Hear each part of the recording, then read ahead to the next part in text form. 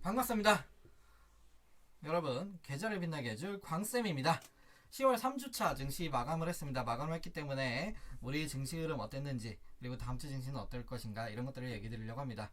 월, 화 이틀 동안은 상승이 두드러지게 나왔는데 북한이 미사일도 쏘고, 그 다음에 기준금리, 미국 연준의 매파적인 발언들이 계속 나왔고, 미국 연말까지, 그러니까 내년 연말까지 5% 기준금리 전망, 시장에서는 6% 전망들이 나오면서 하락이 좀 나오면서 하락 마감을 했습니다. 하락 마감이라기보다는 사실 보합권 마감이죠. 그리고 다음 주에는 이따 뒤에 얘기 드리겠지만 ECB의 기준금리 인상이 있을 거고, 그리고 제가 기업 실적들 지금 발표를 하고 있는데, 미국이 킹달러 시대라고 하면은 오히려 매출이 좀 감소할 거다라고 얘기를 드렸지만 예상 밖의 호실적들이 나오면서 월하 이틀 동안은 상승이 나왔었습니다. 지금 킹달러 시대가 계속되고 있어요. 1440원 다시 턱 밑까지 내려왔습니다. 다음 주면 바로, 그러니까 월요일이면 바로 1440원 돌파할 것 같아요. 돌파할 것 같고, ECB에서 기준금리를 좀 적정하게 가서 킹달러를 잡아줘야지. 안 그러면은 우리나라랑 전체적으로 환율이 또 올라가면서 킹달러를 독주를 막지를 못할 것 같습니다. 그러면서 1450원 다음 주에도 당장 돌파를 하고, 1500원까지는 못 갈 것 같긴 한데 1500원도 다음 주, 다다음 주면 돌파할 수도 있을 거예요. 아무튼 지금 뉴노멀 주간증시 영상에서 계속 얘기 들었던 그 1500원 시대가 도래하려고 합니다. 그리고 자꾸 제가 달러에 대해서 연초부터 투자라고 얘기를 많이 들었었는데 참 아쉬워요. 그 투자 못했던 분들은 아쉽고, 투자했던 분들은 오히려 수익이라고 좋아하시는 분들 있었는데, 우리가 다 뿌듯하고 보람됩니다. 다음은 코스피 섹터, 코스닥 섹터 등락률에 대해서 얘기해 드리려고 하는데, 원래는 제가 이거를 하는 게 무슨 업종이 무슨 이슈로 이렇게 상승이 나왔다, 이렇게 상승이나 아니면 하락이 나왔다 얘기를 드리려고 했는데, 전체 다 하락, 아니면 전체 다 그래도 반등이 나면서 상승이 나오니까 제가 그런 얘기를 할 수 있었던 게 별로 없었어요. 근데 이번에는 보합이었기 때문에, 특히 비금속 광물, 코스피 섹터에서는 비금속 광물이 두드러지게 상승이 나왔는데, 이건 히토류 때문입니다. 뒤에도 얘기하겠지만 히토류가 왜 올랐는가. 그러니까 이게 미국이 반도체를 대중국 수출을 금지를 했고, 중국은 자기들이 생산량도 많고 매장량도 많고 수출량도 많은 히토류, IT 그 기기에는 꼭, 전자기기에는 꼭 들어가야 되는 히토류가 단일 금처럼 이런 게 아니라 여러 가지 광물입니다. 여러 가지 광물인데, 그 광물이 있어야 IT 기기들이 돌아가는데, 그거에 대해 자기들도 맨날 무기화를 시키죠. 협상 카드로 꺼내놓고 무기화 시키고 수출하지 않겠다. 그러니까 히토류 관련주들이 많이 올랐었습니다. 히토류 관련주 유니온 머티리얼 뒤에도 얘기 드리겠지만 그런 것들, 티플렉스, 세노텍, 포스코, 엠텍, 이런 것들이 좀 상승이 났죠. 코스피 섹터에서는 두드러지게 나왔던 게 출판 매체 복제입니다. 출판 매체 복제에 자세하게 보면, 기업을 자세하게 보면 양지사가 있어요. 양지사 알죠? 요즘 핫한 거. 개인 투자자가 100억 정도 매수를 했고, 원래 유통물량 품절주인데 개인 투자자가 100억을 매수하고 추가로 더 매수하니까 유통물량이 없어요. 그러니까 없는 상황에서 적은 돈으로 크게 올릴 수 있었고, 그게 또 시가총액 9천억 정도 됩니다. 그리고 여기에 들어가는 섹터에 있는 2위, 시가총액 2위 기업이 3천억 정도입니다. 그러니까 9천억이 움직이니까 걔가 끌어올리는 거죠. 두드러지게 끌어올렸고, 이게 좀 더 확대해서 코스피 시장을 보시면 삼성전자가 코스피 시장의 4분의 1 정도 시가총액을 차지하고 있어요. 지금 한 대략적으로 3, 400조 원 이렇게 왔다 갔다 하거든요.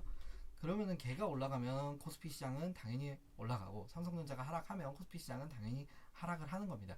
그것처럼 양지사 하나가 올라가서, 사실 몇 개 올라간 게 없어요 이번 주에. 근데 양지사 하나가 올라가서 이게 두드러지게 상승이 나왔던 겁니다. 코스피 주간 상승률을 보면 경동인베스트, 이게 이제 경동 자회사라고 태백, 삼천, 부근 면산 일대의 조강권을 획득해서 상승이 두드러지게 나오면서 1위를 기록했습니다. 인디에프 같은 경우에는 최대 주주 글로벌세아라고 있죠. 거기에 쌍용건설 인수계약을 체결하면서 기대감으로 상승이 났고, EM플러스, 이거 진짜 아쉬운데, 이게 원래 리튬 관련주기도 해요. 리튬 관련주기도 한데 이게 각형 배터리 개발을 완료했다면서 목요일에 상한가를 기록하면서 3위를 기록했죠. 덕양산업은 자동차 부품 관련주입니다. 정부 공공부문 전기수소차 100% 의무 구매에 대한 이슈가 났고, 그게 한 1000억 정도인데, 이게 1차 협력사, 그러니까 현대기아 쪽에 1차 협력사로 부각이 되면서 상승이 났고, 이스타코, 동신건설 이런 건설주들, 그리고 리모델링 인테리어는 우리 재건축, 서울시 재건축에 대한 기대감으로 상승이 났었고, 재건축의 대표, 그러니까 대명사라고 하죠. 음마아파트가 약 20년 만에 재건축 심의를 통과를 했습니다. 그러면서 기대감으로 상승이 났었고, 한신기계 원전 관련주죠. 원전 관련주는 한수원이 폴란드의 이제 수주 관련해 가지고 이슈가 나오면서 상승이 나왔습니다. 유니온 머티리얼 아까 얘기했던 히토류고, 포스코 케미칼 같은 경우에는 미국 포드 자동차사 있죠. 거기 수십조 원 규모 양극재 공급 추진 소식에 상승이 났었습니다. 밑에는 뭐 15% 정도인데 이거는 뭐 3%씩 5일 동안 올랐어도 많이 오른 거죠. 그냥 그 정도 올랐다고 보면 됩니다. 원래 코스피 시장이 이번 주에는 지금 상승률이 그렇게 두드러지지 않잖아요. 이게 이제 펀드 쪽으로 자금이 수목금부터 많이 몰렸어요. 월화는 그래도 상승장이었기 때문에 종목들이 많이 올랐지만, 그게 아닌 이상 수목금부터는 펀드, ETF 관련주들이, 그러니까 그쪽들이 많이 올랐었습니다. 코스닥 주간 상승률을 보면 형지INC 260% 한 주 동안 정말 상승했나? 아닙니다.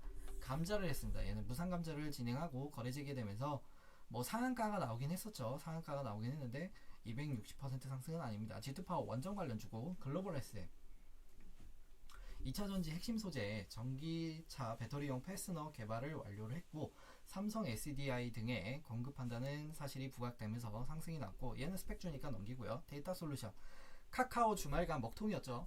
뭐 SK CNC 판교에 있는 그 데이터 센터가 IDC죠. 그쪽에 화재가 나면서 카카오, 네이버, 일부 IT 대형 공룡들의 그 시스템들이 마비가 됐었습니다.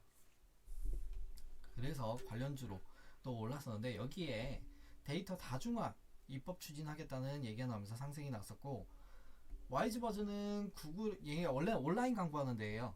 구글, 페이스북 온라인 광고하는 데인데 지금 광고 업종, 넷플릭스가 광고 요금제에 대해서 나왔죠. 저가 요금제인데 막 한 5분마다 광고가 나오는, 1시간 동안 대략 대여섯 번 광고가 나오는, 대여섯 번이 아니라 10번 가까이 광고가 나오는 그런 요금제를 내놨고, 그거에 대해서 광고 업종들이 특히 나스미디어 상승이 두드러지게 나왔었는데 얘도 같이 상승이 나왔습니다. 그리고 EM넷도 상승이 났죠.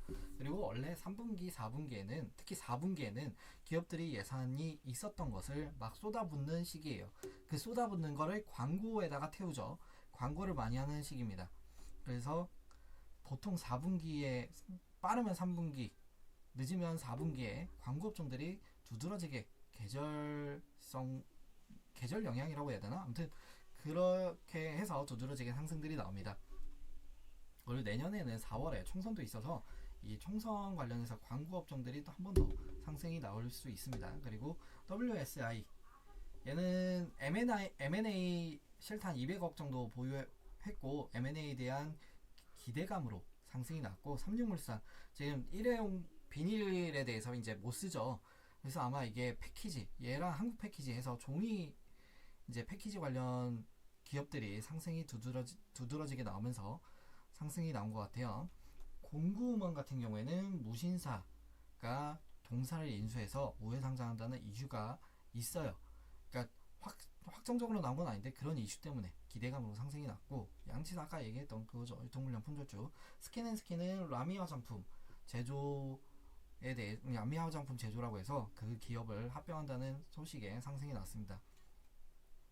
AT세미콘 얘 같은 경우에도 뭐 한때 그 CB가 가격, 발행 가격이 얼마였지? 1,400원이었나? 원래 1,000원짜리가 1,400원인가 하면서 1,700원까지 상승했다가 다시 또 내려왔다가 상승이 나왔었던 기업이고요. GI텍은 2차전지 전세계 유일 복합소재 개발 성공했다는 이슈로 상한가를 한번 기록했고, 이후에 29% 상승으로 상승률 상위에 기록을 했습니다.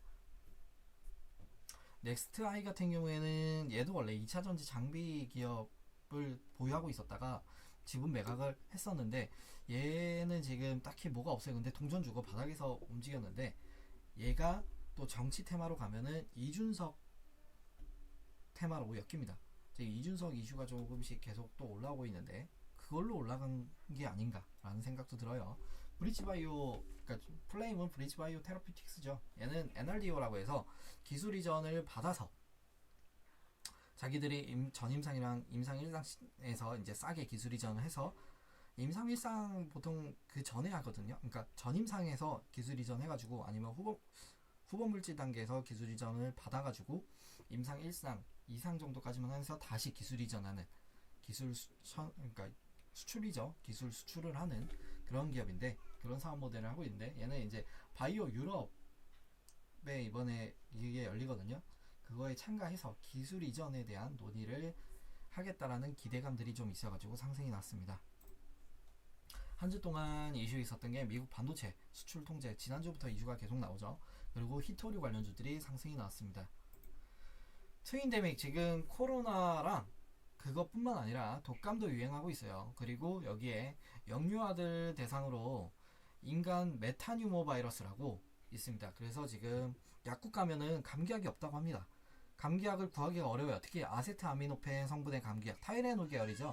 타이레놀이 대명사인데 그 계열의 그 약을 구하기가 어렵다고 합니다. 그래서 독감 관련이나 아니면 이제 트윈데믹 때문에 진단키트, 물론 휴마시스 같은 경우에는 경영권 분쟁 이슈도 있어서 얘가 상한가를 가면서 다른 진단키트 테마들도 같이 올라왔는데, 이런 이슈와 그러니까 휴마시스가 끌어올린 이슈랑 그 다음에 트윈데믹 이슈, 그리고 이제 감기약 품귀 현상으로 또 감기약 관련해서 제약 관련주들이 한번 움직임이 나왔었습니다.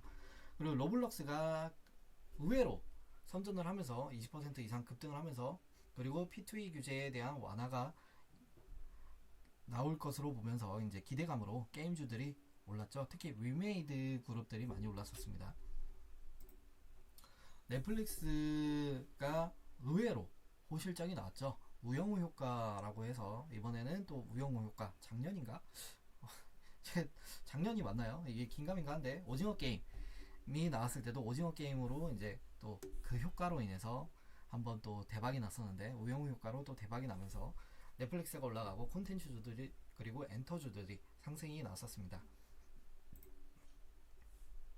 아까 얘기했던 한수원 폴란드 원전 신축 사업에 서명을 했죠. 2주 내로 이제 서명하겠다고 했는데, 그러면서 이제 신축 사업 수주 기대감으로 상승들이 나왔습니다.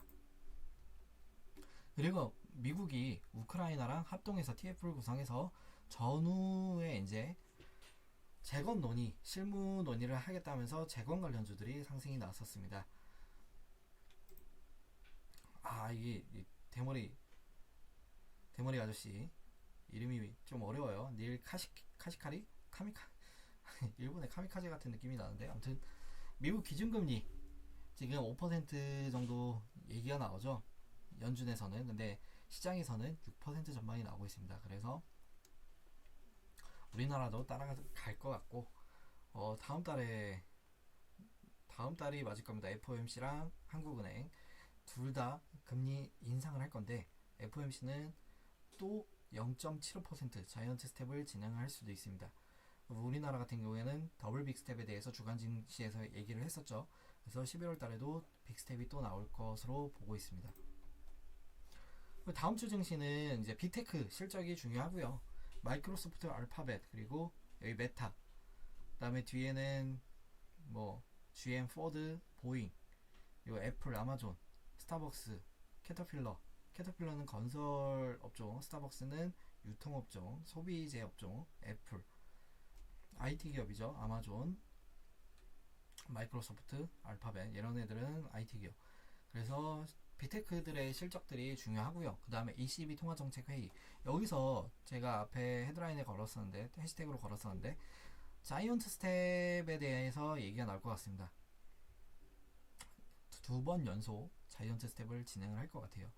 유럽도 지금 휘청휘청 하거든요. 최단기간 지금 영국 총리 걔가 지금 사임을 했죠. 최단기간 만에 종료가 된 건데, 걔도 자기 뜻대로 하다가 안 되니까 어쩔 수 없이 잘린 거긴 하죠. 근데 유럽도 상황이 좋지가 않아요. 유럽도 상황이 좋지 않고, 그 다음에 미국은 또 PCE 물가지수, 제가 주간증시 영상에서 얘기 드렸던 물가 2%, 미국 연준이 물가 2%로 만들겠다라고 했던 게 이 PCE 물가지수입니다. 이 PCE 물가지수가 낮아졌는가, 이게 중요합니다. 낮아져야 다음 달에는 기준금리 인상을 자이언트 스텝이 유력하다라고 하더라도 내년도 기준금리 인상은 조금씩 완화가 될 겁니다. 그렇지 않으면 지금 앞에서 대머리 아저씨가 얘기했죠. 5%? 그 정도까지 갈 거라고. 그러면 우리 여러분 주담대 지금 벌써 6% 왔어요. 한국 주담대.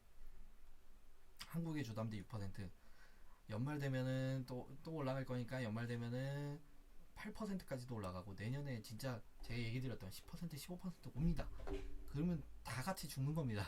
왜냐 부동산 급매 나오고 빚 갚기 힘드니까 부동산 처리해야 되고 그냥 가격에 처리하면 안 되니 안 팔리잖아요. 그럼 급매로 처리해줘. 급매 나오고 부동산 거품 꺼지고 경기 망가지고 다 같이 죽는 겁니다. 제발 그런 상황이 오지 않기를 저도 바라겠습니다. 다음 주에도 우리 또 열심히 야매쌤들이 이끌어 드릴 테니까 잘 따라오시고 다음 주 반등 기대해 봅시다.